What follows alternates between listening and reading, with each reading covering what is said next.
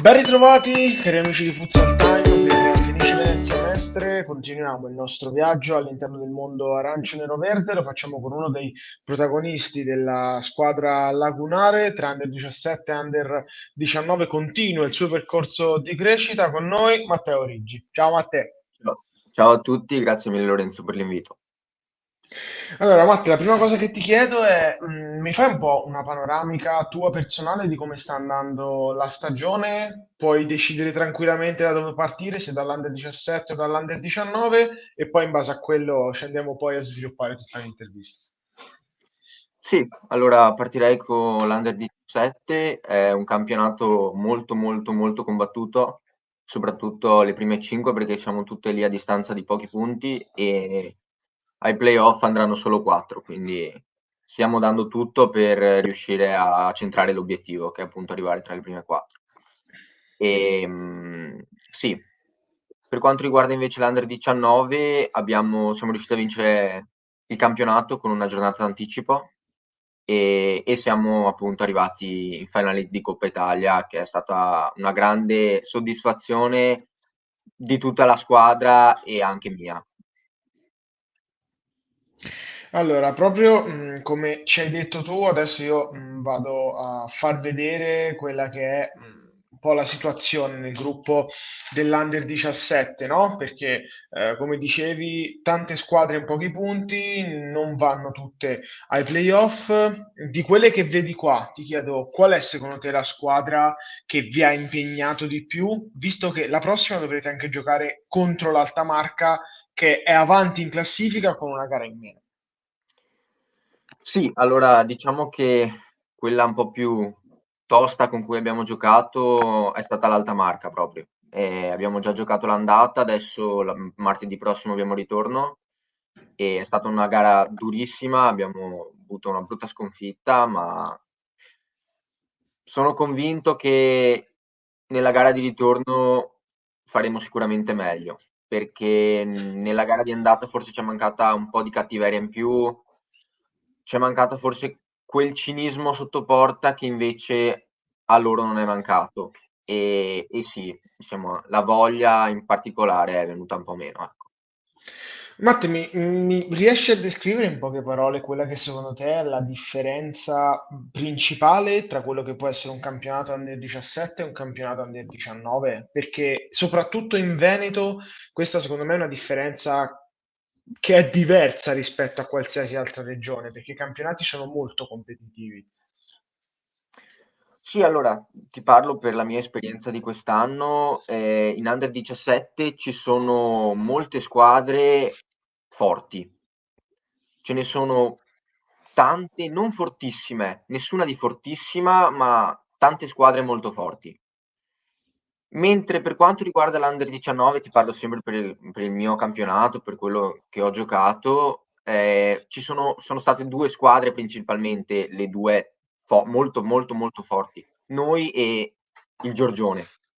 Quindi diciamo che per quanto riguarda la differenza che ho sperimentato è stata appunto che in Under 19 fosse più equilibrato come campionato. Tuttora lo è, infatti non è niente scritto, mentre in Under 19 forse fin dall'inizio si è vista che sarebbero state solo due a contendersi il primato nel campionato. Matte, com'è tornare finalmente a giocare una stagione normale? E normale di questo periodo è una parola veramente grossa.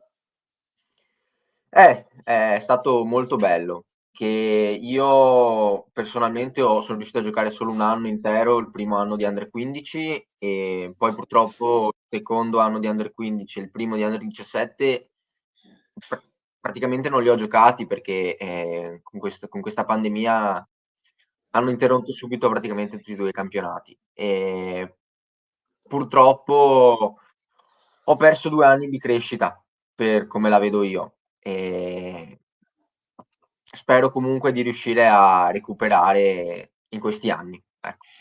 Oh, e questo è veramente il focus di cui si è parlato tanto in questi anni, no? Perché i giovani perdono gli anni di crescita. E io adesso che ho te qui davanti, io vorrei far presente a tutti che tu sei passato da fare l'Under 15, ti sei ritrovato in un under 19 nazionale di alto livello che gioca le finaletti di Coppa Italia, che arriva costantemente alle finals scudetto, quindi non è che schiocchi le dita e si passa da così a cos'ha. Lo hai trovato difficile, quindi l'approccio con l'Under 19? Allora, è stato sicuramente diverso, possiamo dire, perché passare da un under 15 a un under 19 il livello di intensità si alza del tutto, del tutto. Devo dire che ho trovato un gruppo in under 19, una squadra che mi ha aiutato molto. Devo essere sincero, ho trovato un gruppo che in tutte le difficoltà mi ha aiutato, mi ha spinto a migliorare, mi ha fatto crescere e questa cosa non la reputo scontata e quindi sono, diciamo, soddisfatto del nostro anno per come è andato e anche per il gruppo che ho trovato. Ti faccio un attimo uscire dal discorso campo e ti chiedo, che può essere anche una domanda banale, però ad esempio per me non fu così semplice al tempo. Come riesci a coniugare sport e scuola? Sì, Giocando in allora, due squadre, quindi a sì, volte devi fare anche doppio allenamento, non è così semplice. sì, allora, beh, allenandomi quasi tutti i giorni della settimana e giocando 2 partite nel weekend, comunque non è semplice. Bisogna sapersi organizzare, credo sia fondamentale sapersi organizzare, perché mi sono mi sono trovato in situazioni in cui l'organizzazione era fondamentale. E io credo che per riuscire ad andare bene in entrambi bisogna trovare un equilibrio. Cioè, se io so che ho allenamento la sera, so che devo dare il massimo nel pomeriggio con lo studio, non posso trovarmi all'ultimo perché ho allenamento. Stessa cosa per quanto riguarda il weekend. So di avere 2 partite, devo sapermi gestire lo studio, magari anticipandomi anche durante lo stesso weekend. Ti chiedo, io manco da scuola, ormai questo è il quarto anno che mi sono diplomato, ma è un po' cambiata quella visione, nel senso c'è molta più disponibilità da parte degli organi scolastici, professori e quant'altro a un ragazzo che deve fare tanta attività sportiva ed anche a un certo livello. Cioè tu ti senti aiutato, tra virgolette, agevolato, mettila come vuoi. Allora, io facendo un indirizzo che è l'indirizzo sportivo, credo che comunque di base vengo agevolato, comunque vengo aiutato in questo e ho visto un aiuto da parte della scuola. Chiaro che io, avendo oltre all'indirizzo lo studente atleta, che è un progetto scolastico del nostro indirizzo, sono maggiormente aiutato in questo e da questo punto di vista non posso lamentarmi assolutamente.